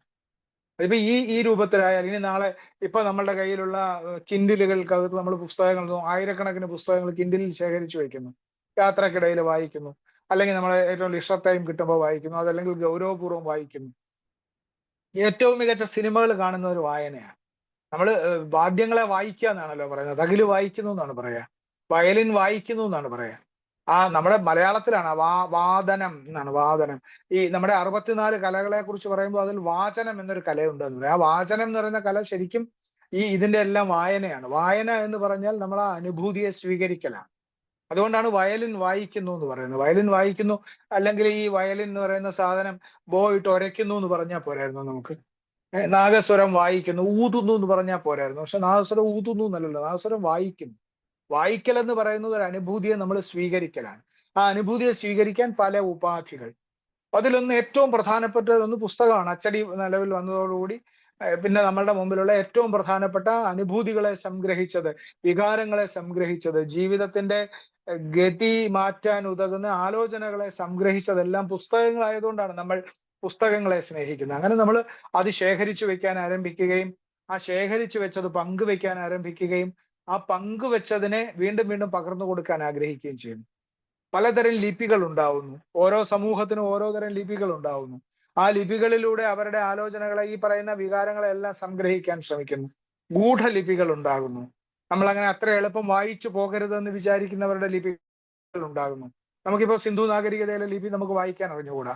ഇപ്പൊ നിങ്ങൾക്ക് ഏറ്റവും പുതിയ പുസ്തകങ്ങളിൽ ഒന്നായിട്ട് ഇറങ്ങിയിട്ടുള്ള, കുറച്ചു നാളായി തോന്നുന്നു ഇറങ്ങിയിട്ട്, തപോമയിയുടെ അച്ഛൻ എന്ന് പറയുന്ന നമ്മുടെ സന്തോഷ് കുമാറിന്റെ പുസ്തകം, അതിനകത്ത് ഗൂഢലിപികളെ കുറിച്ച് പറയും. നിങ്ങൾ ആ പുസ്തകം വായിച്ചു നോക്കണം കേട്ടോ. അതിനകത്ത് അങ്ങനെ പ്രണയമില്ല, അതിനകത്ത് വേറെ എന്താണ് നമ്മളെ ത്രസിപ്പിക്കുന്ന സംഘട്ടന രംഗങ്ങളൊന്നുമില്ല, അതിനകത്ത് ലൈംഗികത ഒട്ടുമേ ഇല്ല. അങ്ങനെ ഒരു പുസ്തകം അത് നമ്മൾ വളരെ ഗൗരവപൂർവ്വം അത് നമ്മൾ വായിച്ചുകൊണ്ടേയിരിക്കും. ഞാനിപ്പോ അത് ഒറ്റ ഇരിപ്പിൽ എൻ്റെ ഇപ്പോഴത്തെ ഞാൻ സർവീസിന് പിരിയാനും കൂടെ പോകുന്നു. ഭീകരമായിട്ടുള്ള തിരക്കിൽ ഞാൻ ഈ പുസ്തകം ഏതാണ്ട് 2.5 ദിവസം കൊണ്ട് ഞാൻ വായിച്ചിട്ടുണ്ട്. എനിക്ക് ഒട്ടും സമയം ഉണ്ടായിരുന്നില്ല. പക്ഷെ ഇതെന്നെ ഹഠാത് ആകർഷിച്ചിട്ട് അതെന്നെ പിടിച്ചിരുത്തി. കാരണം അതിനകത്ത് അഭയാർത്ഥികളായിട്ടുള്ള മനുഷ്യരുടെ കഥ പറയാൻ അദ്ദേഹം സ്വീകരിച്ചിരിക്കുന്ന മാർഗം, ഈ നിർജീവമായിട്ടുള്ള ഈ പേപ്പറുകൾക്കകത്ത് സംഗ്രഹിച്ചു വെച്ചിരിക്കുന്ന അതിൽ എനിക്ക് വളരെ പരിചിതമായ ലിപികളായതുകൊണ്ട്, ഞാൻ വളരെ പണ്ട് തന്നെ എൻ്റെ മസ്തിഷ്കത്തിൽ സ്വീകരിച്ചിട്ടുള്ള ലിപികളായതുകൊണ്ട് ഞാൻ അതുമായിട്ട് വളരെ വേഗം താതാത്മ്യം പ്രാപിക്കുകയും ഞാൻ ആ ജീവിതത്തിലേക്ക് വളരെ വേഗം പ്രവേശിക്കുകയും ചെയ്തിട്ട് ഞാൻ അതിൽ മുഴുകിപ്പോകുന്നു. അങ്ങനെയാണല്ലോ ഇതിനെ നമ്മൾ ഇതൊരു നിർജീവ പരമാർത്ഥമാണ്. ഇതൊരു സ്വാഭാവികമായിട്ട് ഇതൊരു സജീവ പരമാർത്ഥമല്ല. പക്ഷെ ഇതിനകത്ത് അടക്കം ചെയ്തിരിക്കുന്ന ഏതോ ഒരു മനുഷ്യൻ, സന്തോഷ് കുമാർ എന്ന് പറയുന്നയാൾ, അദ്ദേഹത്തിന്റെ രാത്രികളെ പകലാക്കി മാറ്റി അദ്ദേഹത്തിന്റെ ചിന്തകൾ, എത്രയോ കാലത്തെ ചിന്തകളെ ഇതിലേക്ക് സന്നിവേശിപ്പിച്ച് വെക്കുമ്പോൾ അതൊരു ജീവനുള്ളതായിത്തീരുന്നു. അങ്ങനെ ഈ നിർജീവമായതിനെ പ്രാണൻ പകർന്ന് ജീവനുള്ളതാക്കുകയാണ് പുസ്തകങ്ങൾ ചെയ്യുന്നത്. അതുകൊണ്ടാണ് പുസ്തകത്തിന് പ്രസക്തി ഉണ്ടാവുന്നത്. ഇല്ലെങ്കിൽ ഇതിന് പ്രസക്തി ഉണ്ടാവുമായിരുന്നില്ല. അതിനെക്കുറിച്ച് ബോധമില്ലാത്തത് കൊണ്ടാണ് ആളുകൾ ഗ്രന്ഥങ്ങൾ വാങ്ങിച്ച്, പണ്ട് ആക്രമിച്ച ആളുകൾ ഗ്രന്ഥങ്ങൾ എടുത്ത് ഇറച്ചി വെക്കാമെന്ന് തീരുമാനിക്കുന്നത്, കത്തിച്ചിട്ട് ഇറച്ചി പാകം ചെയ്യാൻ തീരുമാനിക്കുന്നത്, തൂക്കി കൊടുക്കാമെന്ന് വിചാരിക്കുന്നത്. നമ്മളിപ്പോ ചിലപ്പോൾ ഈ പുസ്തകങ്ങളൊക്കെ എൻ്റെ മക്കൾ ചിലപ്പോൾ തൂക്കി കൊടുത്തു എന്നിരിക്കും. അവർക്ക് വലിയ വായനയൊന്നും ഇല്ലല്ലോ, അവർ വേറൊരു മീഡിയത്തിലാണ് വായിക്കുന്നത്. അപ്പോൾ ഒരു നാളെ ഞാൻ എപ്പോഴും പറയും, എൻ്റെ നിര്യാണത്തിന് ശേഷം അവരുടെ ഒരു വലിയ ഭാരമാണ്, ഈ മുറി നിറയെ പുസ്തകങ്ങളാണ്. അപ്പൊ ഈ എന്ത് ചെയ്യണം എന്നുള്ള അവരുടെ ഒരു വലിയ ബാധ്യതയാണിത്. ഇതിനകത്ത് അടക്കം ചെയ്തിരിക്കുന്നത് കാളിദാസന്റെ ഹൃദയമാണ്, ഇതിനകത്ത് അടക്കം ചെയ്തിരിക്കുന്നത് വാൽമീകിയുടെ, വ്യാസന്റെ ഹൃദയമാണ്, ഇതിനകത്ത് ഷേക്സ്പിയർ തുടിക്കുന്നു എന്നൊന്നും ഇനി അങ്ങനെ ഒരാൾക്ക് ബോധ്യം വരുന്നില്ല. അയാളെ സംബന്ധിച്ച് ഇതിനകത്ത് ഒരു പ്രയോജനവും ഇല്ലാത്ത പേപ്പർ കഷ്ണങ്ങളാണ്. തൂക്കി കൊടുത്താൽ ചിലപ്പോൾ പോലെ അതിന് വേണ്ടത്ര മൂല്യം കിട്ടാത്ത ഒന്ന്. അപ്പൊ നമ്മൾ അങ്ങനെ നിർജീവമായ ഒന്നിൽ നമ്മൾ നമ്മളുടെ അന്തരാത്മാവിനെ സന്നിവേശിപ്പിക്കുന്നതുകൊണ്ടാണ് ഇതിന് ജീവനുള്ളത്. ഈ സന്തോഷ് കുമാറിന്റെ ചിന്തകളുമായിട്ട് എൻ്റെ ചിന്തകൾക്ക് അനുരണനം നടത്താൻ പറ്റുന്നില്ലെങ്കിൽ, അതിന് അനുകമ്പനം ഉണ്ടാകുന്നില്ലെങ്കിൽ, ആ റെസണൻസ് ഇല്ലെങ്കിൽ ഇത് നിർജീവമായി. അപ്പൊ ലോക പുസ്തക ദിനം എന്ന് പറഞ്ഞിട്ട് നമ്മൾ അതിനെക്കുറിച്ച് മനസ്സിലാക്കുമ്പോൾ നമ്മൾ ഈ അനുകമ്പനത്തിലേക്ക്, അനുരണനത്തിലേക്ക്, നമ്മൾ ആ ആശയങ്ങളിലേക്ക് ലയിക്കുന്നതിന് വേണ്ടിയിട്ട് നമ്മൾ സന്നദ്ധരാണ്. യുദ്ധവും സമാധാനവും എന്ന് പറയുന്ന പുസ്തകം ആദ്യത്തെ അധ്യായത്തിനപ്പുറത്തേക്ക് എനിക്ക് കടക്കാൻ പറ്റിയില്ല എന്ന് അക്കാലത്തെ വിശ്രുത നിരൂപകനായിരുന്ന മലയാളം എല്ലാ കാലത്തും ആദരവോടെ കാണുന്ന കുട്ടിക്കൃഷ്ണമാരാര് സത്യസന്ധമായി എഴുതിയിട്ടുണ്ട്. എനിക്ക് അതിൽ നിന്ന് കടക്കാൻ പറ്റിയില്ല. അദ്ദേഹത്തിന്റെ ഭാവുകത്വത്തിന് അത് കഴിഞ്ഞില്ല. എത്ര വലിയ പുസ്തകമാണ്, ടോൾസ്റ്റോയ് എത്ര കാലം എടുത്ത് എഴുതിയ പുസ്തകമാണ്. പക്ഷെ കുട്ടിക്കൃഷ്ണമാരാർ പറയുന്നത് എനിക്കതിൽ കടക്കാൻ പറ്റിയില്ല. ഫ്രാൻസിൽ ഉണ്ടായിരുന്ന വിക്ടർ ഹ്യൂഗോ എഴുതിയ പുസ്തകത്തിൽ അദ്ദേഹം ആണ്ട് മുഴുകിയിട്ട് അദ്ദേഹം തന്നെ പറയുന്നു, ഇത് സന്ധ്യയ്ക്ക് വിളക്ക് വെച്ച് നിങ്ങൾ രാമായണ ഭാരതാദികൾ വായിക്കുന്നത് പോലെ വായിക്കേണ്ട പുസ്തകമാണെന്ന് നമ്മളോട് പറയുന്നു. അങ്ങനെ നമ്മളുടെ അന്തരാത്മാവിനെ ലയിപ്പിക്കാൻ പറ്റുമോ എന്ന് നടത്തുന്ന കഠിന പരിശ്രമം കൂടി ഈ പുസ്തക വായനയിൽ അടങ്ങിയിട്ടുണ്ട്. പുസ്തകങ്ങളെ സൂക്ഷിക്കലിലും പുസ്തക വായനയിലും അടങ്ങിയിട്ടുണ്ട്. ഇതെല്ലാം വായിക്കുന്നത് കൊണ്ടല്ലല്ലോ നമ്മൾ വാങ്ങി വെക്കുന്നത്. ഈ പുസ്തകം എല്ലാം വായിക്കാൻ വേണ്ടിയിട്ടല്ല വാങ്ങി വെക്കുന്നത്. ഇതെല്ലാം വായിക്കുന്നുമില്ല. ഏതെങ്കിലും ഒരു കാലത്ത് ഒരു ആവശ്യം വരുമ്പോൾ ചിലപ്പോൾ പരിശോധിച്ചെന്നിരിക്കാമെന്നല്ലാതെ ഇതെല്ലാം വായിക്കാൻ പോകുന്നില്ല. പക്ഷെ ഇത് വാങ്ങി വെക്കുമ്പോൾ, പുസ്തകം കാണുമ്പോൾ എൻ്റെ ഉള്ളിൽ, എനിക്ക് കയ്യിൽ പൈസ ഇല്ലെങ്കിൽ എൻ്റെ ഉള്ളിൽ ഒരു എന്തോ ഒരു ചലനം ഉണ്ടാകുന്നു. എനിക്കിത് വാങ്ങണമെന്ന് വിചാരിച്ചത് ഇങ്ങനെ വാങ്ങി അടുക്കി വെക്കുന്നു. പിന്നീട് അവിചാരിതമായിട്ട് മറ്റൊരാവശ്യത്തിന് വേണ്ടി നമ്മൾ അന്വേഷിക്കുമ്പോൾ പെട്ടെന്ന് ഇതാ നമ്മൾ ഇത്രയും കാലം ഒരിക്കലും സ്പർശിച്ചു നോക്കാതെ വാങ്ങി അവിടെ വെച്ചിരുന്ന പുസ്തകങ്ങളിൽ ഒന്ന് എനിക്ക് വളരെ പ്രിയപ്പെട്ടതായി ഉപയോഗം വരുന്നല്ലോ എന്ന് നമ്മൾ കാണുന്നു. അത് ലോകത്തിന്റെ മഹത്തായിട്ടുള്ള സ്പന്ദനങ്ങളാണ് അതിലിരിക്കുന്നത് എന്നുള്ളത് കൊണ്ടാണ്. അതാണ് അതിന്റെ മഹത്വം എന്ന് പറയുന്നത്. അതുകൊണ്ടാണ് നമ്മൾ അതിനെ അങ്ങനെ കാണുന്നത്. ഈ ഒരു കാര്യം കൂടെ പറഞ്ഞ് ഞാൻ അവസാനിപ്പിക്കാം. ഈ രണ്ടു തരം, ഞാനത് മുമ്പ് നിങ്ങളോട് തന്നെ പറഞ്ഞിട്ടുണ്ടോ എന്ന് എനിക്കറിയില്ല, അങ്ങനെയാണെങ്കിൽ നിങ്ങൾ എന്നോട് ക്ഷമിക്കുക. ഈ രണ്ടു തരം ആസ്വാദകരുണ്ട് എന്ന് പറയുമല്ലോ. ഒന്ന് അരോചകികൾ എന്ന് പറയും. അരോചകികൾ, അവർക്ക് ഈ അരോചകികൾക്ക് എല്ലാം പിടിക്കില്ല. അവര് ചിലതിനെ തിരസ്കരിച്ചുകൊണ്ടേയിരിക്കും, ചിലതിനെ മാത്രം സ്വീകരിക്കുക. എന്നാൽ വേറൊരു തരം ഭാരതീയ ആലങ്കാരികന്മാരാ പറയുന്നത്, വേറൊരു തരം ആസ്വാദകരുണ്ട്, സതൃണാഭ്യപഹാരികളാണ്. അവര് ഏത് പുല്ലും സ്വീകരിക്കും, പുല്ലുൾപ്പെടെ കഴിക്കുന്ന ആളുകളാണ്. അവരിതിന്റെ രുചി നോക്കാൻ തയ്യാറല്ല, അവരെന്തും ആഹരിക്കും. അങ്ങനെ പുസ്തകത്തെ ഈ രണ്ടു തരത്തിലും, കൃതികളെ ഈ രണ്ടു തരത്തിലും സമീപിക്കുന്നവരുണ്ട് കേട്ടോ. ആട് കടിച്ചിട്ട് തുപ്പുന്ന കണ്ടിട്ടില്ലേ? ആട് കടിച്ചിട്ട് എല്ലാ ഇലയും കടിച്ചു നോക്കും, പക്ഷെ അത് കഴിക്കില്ല, ഒന്ന് കടിച്ചു തുപ്പിക്കളയും. അവരാണ് അരോചകികൾ. അവരൊന്ന് തൊട്ട് നോക്കിയിട്ട് ഉപേക്ഷിക്കും. ചിലര് സകലതും കഴിക്കും, എന്ത് കിട്ടിയാലും കഴിക്കും. പശുക്കളൊക്കെ പേപ്പറും പ്ലാസ്റ്റിക്കും ഒക്കെ കഴിച്ചു പോകുന്നത് അതുകൊണ്ടാണ്. സതൃണാഭ്യവഹാരികളാണ്, എന്തും കഴിക്കും.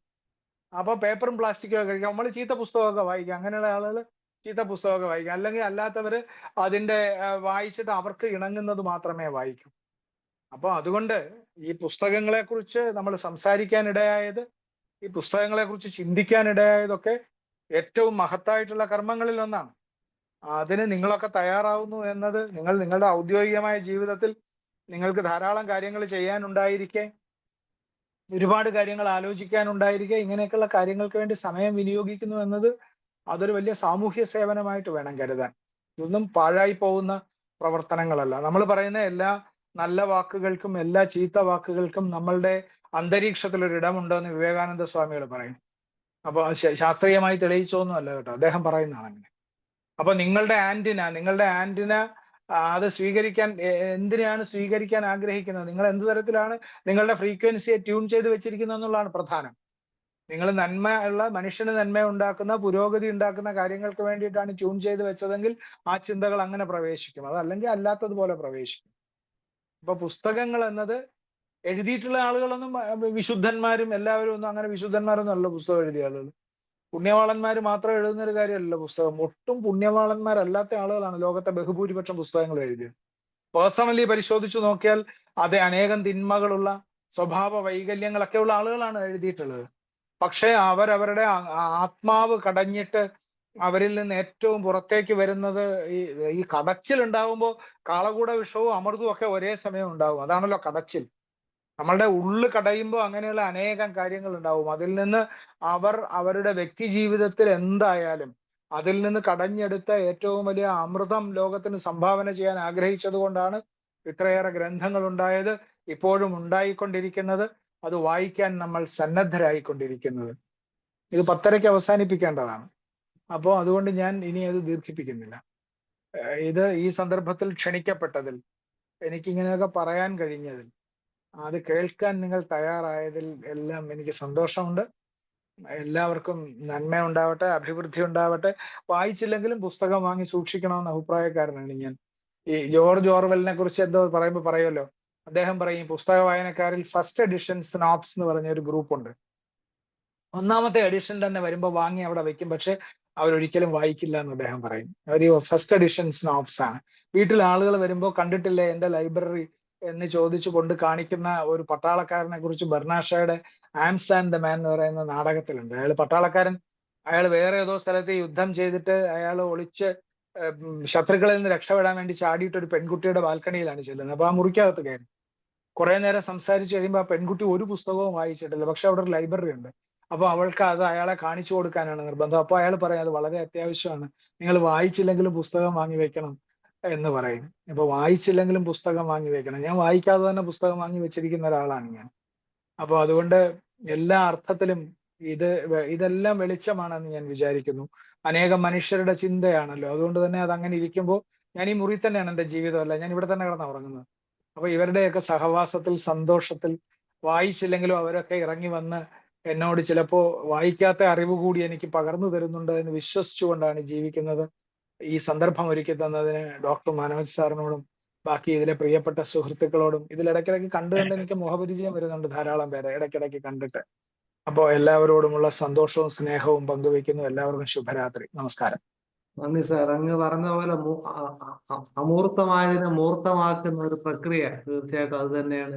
അതുപോലെ പുസ്തകത്തിന്റെ പഴയ രൂപത്തെക്കുറിച്ച് പറയുകയുണ്ടായി. താളിയോല ഗ്രന്ഥത്തെക്കുറിച്ചും ബുർജുവിന്റെ മരത്തിന്റെ ഇലയിൽ എഴുതിനെ കുറിച്ചും പറയുകയുണ്ടായി. കാളിദാസിനെ ഓർമ്മിപ്പിച്ചു, അതുപോലെ മേഘ സന്ദേശത്തെക്കുറിച്ച് ഓർമ്മിപ്പിച്ചു. വളരെ അതുപോലെ ചിന്ത, ആലോചന, വികാരങ്ങൾ ഇതിനൊക്കെ സ്വാംശീകരിക്കുന്ന ഒരു പ്രക്രിയയാണ് പുസ്തകം എന്ന് പറയുകയുണ്ടായി. പിന്നെ ഗൂഢലിപിയെ കുറിച്ച് പറയുകയുണ്ടായി. അവസാനമുള്ള രസകരമായ ഒരു നിരീക്ഷണം കൂടെ നടത്തുകയുണ്ടായി. അത് ഏട്ടിലപ്പടി പയറ്റിലിപ്പടി എന്ന് പറയും. അതായത് പുസ്തകത്തിൽ എഴുതുന്ന ഒന്ന് പ്രവൃത്തിയിൽ ഉള്ള ഒരു യാഥാർത്ഥ്യം കൂടി അത് പലപ്പോഴും സംഭവിക്കാറുണ്ട്. പല പ്രധാനപ്പെട്ട എഴുത്തുകാരും അവരുടെ ഈ പറഞ്ഞ എന്താ പറയുക സ്വഭാവ വ്യതിയാനം കാണുമ്പോൾ ഒരു സ്വഭാവം കുറെ കഴിഞ്ഞ് വളരെ വ്യത്യസ്തമായ സ്വഭാവമുള്ള അവിടെ പ്രമുഖരാർ എഴുതുന്ന പേര് പറയുന്നില്ല, ആദ്യം കാണുമ്പോൾ കെട്ടിപ്പിടിക്കും, പിന്നെ ചീത്ത വിളിക്കുന്ന കേട്ടിട്ടുണ്ട്. അങ്ങനെയൊക്കെയുള്ള ഒരുപാട്, കാരണം അവരുടെ ഒരു പക്ഷേ വൈകാരികത ആ ലെവലിലായതുകൊണ്ടായിരിക്കാം അവർക്ക് അതിനെ ഒരു ആത്മാവിഷ്കരണമാക്കി മാറ്റാൻ കഴിഞ്ഞത് എന്നുകൂടി മനസ്സിലാക്കുന്നു. രഞ്ജി ഡോക്ടർ എന്താ പറയാനുള്ളത്? ഒന്നുമില്ല, ബോത്ര സാർ പറഞ്ഞത് പിന്നെ വായിക്കുന്നില്ലെങ്കിലും പുസ്തകം വാങ്ങിച്ചു വെക്കണം എന്ന് പറഞ്ഞതാണ്. ഇതിനിടെ ഒരു കഥാകാരൻ പറഞ്ഞു ഓർക്കുന്നു, വായിക്കപ്പെടാത്ത പുസ്തകങ്ങളൊക്കെ മരിച്ച പുസ്തകങ്ങളാണെന്നാ പറയാറ്. മരിച്ച പുസ്തകം ഷെൽഫിൽ വായിക്കാതെ വെച്ചിട്ട് ആ പുസ്തകങ്ങൾ മരിച്ച പുസ്തകങ്ങൾ എന്ന് പറയണമെന്നാണ് പറയാറ്. ഞാൻ സാന്ദർഭികമായി പറയുന്നേ ഉള്ളൂ. Thank you sir.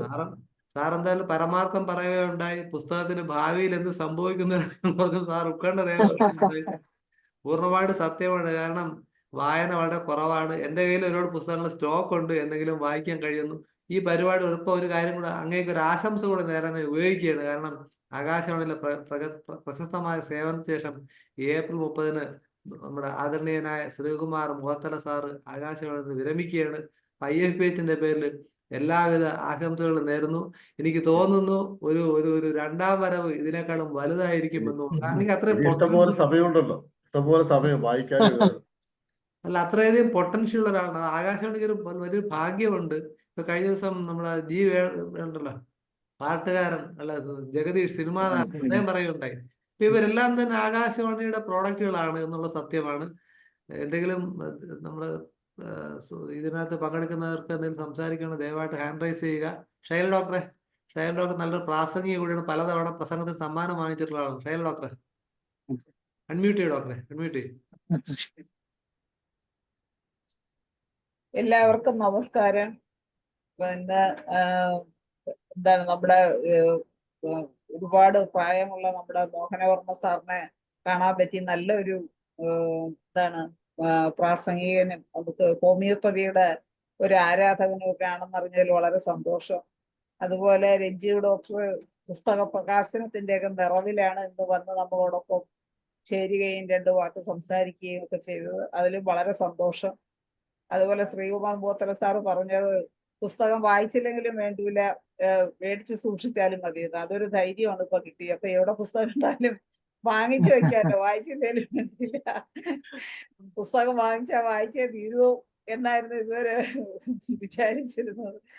സൗകര്യമുള്ളപ്പോ വായിക്കാം, നമുക്ക് വാങ്ങിച്ചു വെക്കാം. ആരെങ്കിലും വായിക്കും വരുന്ന തലമുറയ്ക്ക്. അല്ല, എല്ലാ പുസ്തകങ്ങളും നമുക്ക് എപ്പോഴെങ്കിലും പ്രയോജനപ്പെടും ഡോക്ടർ. അതാണ് എപ്പോഴെങ്കിലും എവിടെയോ ഒരു സ്ഥലത്ത് ഈ പുസ്തകം നമ്മളെ കാത്തിരിക്കുന്നുണ്ട്. അത് വെറുതെ അല്ല, ഒരു സ്ഥലത്ത് നമുക്കത് വേണ്ടി വരും. ഓക്കെ, അപ്പൊ സാറിന് മനോജ് ഡോക്ടർ പറഞ്ഞ പോലെ ഇപ്പൊ റിട്ടയർ ചെയ്യാൻ പോണ സാറിന് എല്ലാവിധ ആശംസകളും നേരുന്നു. സന്തോഷം. എല്ലാവിധ സൗഭാഗ്യങ്ങളൊപ്പം.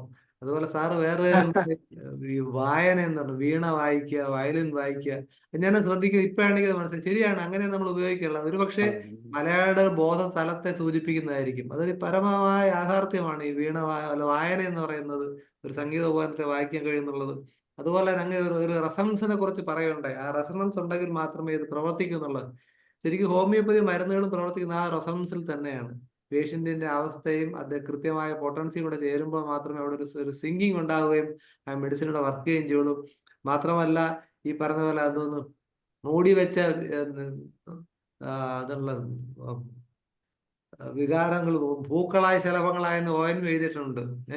അപ്പൊ ഇതിൽ ഈ പൂക്കളായ ശലഭങ്ങളെ ആസ്വദിക്കാൻ കഴിയാത്തൊരവസ്ഥയിലേക്ക് എത്തുന്നതിനെ മാറ്റാൻ ഹോമിയോപ്പതി തീർച്ചയായിട്ടും ലേണിംഗ് ഡിസോർഡർ, അതുപോലെ cerebral brain development, memory problem, ഇതിനൊക്കെ തന്നെ ഹോമിയോപ്പതി വളരെ ഇഫക്റ്റീവാണ്. നമ്മുടെ ഡിപ്പാർട്ട്മെന്റ് സദ്ഗമയ എന്നൊരു OP തന്നെ നടത്തുന്നുണ്ട്. ആ മൂടി വെച്ച നിഗൂഢ ഭാവങ്ങൾ, പൂക്കളായ ശലഭങ്ങളെ എന്ന് പറയും, നിഗൂഢ ഭാവങ്ങളെ, പൂക്കളും ശലഭങ്ങളൊക്കെ ആസ്വദിക്കാൻ ഹോമിയോപ്പതി കഴിയും എന്ന് പറഞ്ഞുകൊണ്ട് ഈ പ്രോഗ്രാമിന് ഒരു പുസ്തകത്തിന്റെ രചയിതാവ് കൂടിയായ ശ്രീ ഷാലു രാജനെ നന്ദി പറയാൻ ക്ഷണിക്കുന്നു. Shalu Rajan. Thank you sir. ഇത്രയും സ്നേഹം നിറഞ്ഞ ഡോക്ടേഴ്സ്, ഹോമിയോപ്പതി സ്നേഹികളെ, ലോക പുസ്തക ദിനാഘോഷത്തിന്റെ അവസാന ഭാഗത്തിലേക്ക് നാം എത്തിച്ചേർന്നിരിക്കുകയാണ്. ഈ ഒരു ആഘോഷ നിമിഷത്തിൽ എന്നിൽ നിക്ഷിപ്തമായിട്ടുള്ള കർത്തവ്യം എന്ന് പറയുന്നത് നമ്മുടെ IFPHന്റെ ക്ഷണം സ്വീകരിച്ച് ഇവിടെ കടന്നു വന്നിട്ടുള്ള ഓരോരുത്തർക്കും നന്ദി അർപ്പിക്കുക എന്നുള്ളതാണ്. ഞാനിവിടെ ആദ്യമായി നന്ദി അർപ്പിക്കുന്നത് ഈ യോഗത്തിന് സ്വാഗതം അരുളിയ IFPHന്റെ ജോയിന്റ് സെക്രട്ടറി ജിതി മനോജനാണ്. ഇവിടെ കടന്നു വന്ന ഓരോരുത്തരെയും സ്വാഗതം ചെയ്ത ശ്രീമതി ജിതി മാഡത്തിനോടുള്ള നന്ദി ഈ അവസരത്തിൽ അറിയിക്കുകയാണ്.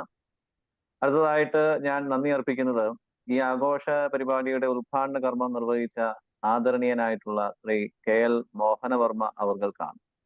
ഈ ആധുനിക കാലത്ത് വായനയുടെ പ്രസക്തിയെക്കുറിച്ചും അതുപോലെ തന്നെ ഒപ്പം തന്നെ ഹോമിയോപ്പതിയുടെ പ്രസക്തിയെക്കുറിച്ചും അദ്ദേഹത്തിന്റെ അനുഭവങ്ങളിലൂടെ അദ്ദേഹം നമുക്ക് പകർന്നു നൽകിയുണ്ടായി. അദ്ദേഹത്തിന് IFPHന്റെ പേരിലുള്ള നന്ദിയും സ്നേഹവും കടപ്പാടും ഈ ഒരു അവസരത്തിൽ അറിയിച്ചുകൊള്ളുന്നു. അടുത്തതായിട്ട് ഇന്നത്തെ ഈ ഒരു ആഘോഷ രാവിൽ മികച്ച ഒരു പ്രഭാഷണം നമുക്കായി നൽകിയത് നമുക്ക് എത്രയും ബഹുമാനപ്പെട്ട ശ്രീകുമാർ സാറാണ്. വായനയുടെ വിശാല സ്വർഗങ്ങൾ എന്ന വിഷയത്തെ ആസ്പദമാക്കി മികച്ച ഒരു പ്രഭാഷണം അദ്ദേഹം നടത്തുകയുണ്ടായി. വായിക്കുക എന്നത് ഒരു അനുഭൂതിയാണ്. അമൂർത്തമായതിനെ മൂർത്തമാക്കുവാനുള്ള മനുഷ്യന്റെ പരിശ്രമമാണ് പുസ്തകങ്ങളായി പരിണമിക്കുന്നത്. വായന ശീലമാക്കുന്നതിന്റെ പ്രസക്തിയെ പറ്റിയും അദ്ദേഹം പറയുകയുണ്ടായി. ബഹുമാനായ ശ്രീകുമാർ സാറിന് IFPHന്റെ പേരിലുള്ള നന്ദിയും സ്നേഹവും ഈ ഒരു അവസരത്തിൽ അറിയിക്കുന്നു. അതുപോലെ തന്നെ ഇന്നത്തെ ഈ യോഗത്തിന് ആശംസകൾ അർപ്പിച്ചത് നമുക്ക് എത്രയും സ്നേഹം നിറഞ്ഞ ശ്രീ രഞ്ജീവ് ഡോക്ടറാണ്. വായിക്കുവാനുള്ള അവസരങ്ങൾ നാം മാക്സിമം വിനിയോഗിക്കേണ്ടതിന്റെ ആവശ്യകതയെ പറ്റി അദ്ദേഹം സംസാരിക്കുകയുണ്ടായി. അദ്ദേഹത്തിന് IFPHന്റെ പേരിലുള്ള നന്ദിയും സ്നേഹവും അറിയിച്ചുകൊള്ളുന്നു. അതുപോലെ തന്നെ ഒരു ആഘോഷത്തിന്റെ പ്രൗഢി എന്ന് പറയുന്നത് അതിലേക്ക് വരുന്ന അതിഥികൾ തന്നെയാണ്. ഇന്നത്തെ ഈ പുസ്തക ദിനാഘോഷത്തിന് ആപ്റ്റായിട്ടുള്ള അതിഥികളെ നമുക്ക് സമ്മാനിച്ചത് നമുക്ക് എത്രയും പ്രിയങ്കരനായിട്ടുള്ള സലീം കുമാർ ഡോക്ടറാണ്. അദ്ദേഹത്തോടുള്ള നന്ദിയും സ്നേഹവും ഈ ഒരു അവസരത്തിൽ അറിയിക്കുന്നു. ഒപ്പം തന്നെ ആശംസകൾ അർപ്പിച്ച ഡോക്ടർ ഷൈല മാഡത്തോടുള്ള നന്ദിയും സ്നേഹവും ഈ ഒരു നിമിഷം ഞാൻ IFPHന്റെ പേരിൽ അർപ്പിക്കുകയാണ്. ഒപ്പം തന്നെ ഈ യോഗം മോഡറേറ്റ് ചെയ്ത നമുക്ക് എത്രയും പ്രിയപ്പെട്ട മനോജ് ഡോക്ടറിനുള്ള നന്ദിയും സ്നേഹവും ഈ തരുണത്തിൽ അറിയിച്ചുകൊള്ളുന്നു. ഒപ്പം തന്നെ നമ്മുടെ ഓരോ പ്രോഗ്രാമിന്റെയും വിജയം എന്ന് പറയുന്നത് ഇവിടെ കടന്നു വരുന്ന നിങ്ങൾ ഓരോരുത്തരുമാണ്. അതിൽ ഹോമിയോപ്പതി സ്നേഹികളുണ്ട്, പബ്ലിക് ഉണ്ട്, എല്ലാവരും ഉണ്ട്, ഡോക്ടേഴ്സ് ഉണ്ട്. എല്ലാവരോടുള്ള നന്ദിയും സ്നേഹവും ഈ ഒരു നിമിഷം ഞാൻ അറിയിക്കുന്നു. IFHന്റെ പേരിലുള്ള നന്ദിയും സ്നേഹവും കടപ്പാടും ഈ ഒരു നിമിഷം അറിയിച്ചുകൊണ്ട് ഞാൻ എന്റെ കർത്തവ്യത്തിൽ നിന്ന് വിരമിച്ചുകൊള്ളുന്നു. നന്ദി, നമസ്കാരം. മഹാകവി കുമാരനാശാൻ പാടുമല്ല, സത്തർക്ക് അഴൽ അഥവാ തുണയ്ക്കുവാൻ എത്തുന്നിയതി ഓരോ വടിവിൽ. അപ്പൊ ഈ പ്രോഗ്രാമിനെ കുറിച്ച് ആലോചിച്ചപ്പോൾ സലിംകുമാർ ഡോക്ടർ രൂപത്തിലും ശ്രീകുമാർ മുതൽ സാറിന് രൂപത്തിലും ഒക്കെ നിയതി ഓരോ വടിവുകളിലെത്തി ഈ പ്രോഗ്രാം വൻ വിജയമാക്കി. ഇത്രയും പറഞ്ഞുകൊണ്ട് ഈ പ്രോഗ്രാം ഇവിടെ അവസാനിപ്പിക്കാൻ സമയമായി. ഇപ്പൊ എല്ലാവർക്കും സുഖനിദ്ര, ശുഭരാത്രി നേർന്നുകൊണ്ട് നിർത്തുന്നു. നന്ദി, നമസ്കാരം.